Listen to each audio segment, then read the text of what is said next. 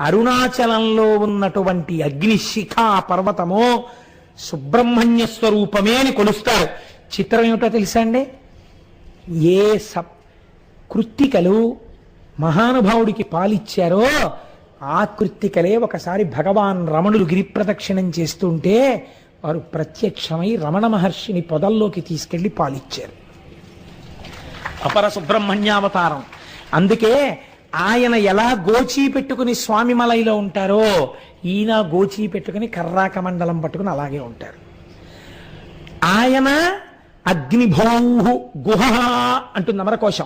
ఈయన అగ్నిగానే అరుణాచల పర్వతంలోకి వెళ్ళిపోయారు.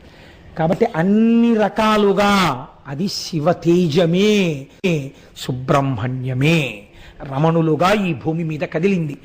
కాబట్టి ఇంత పరమ పవిత్రమైనటువంటి ఈ సుబ్రహ్మణ్యేశ్వర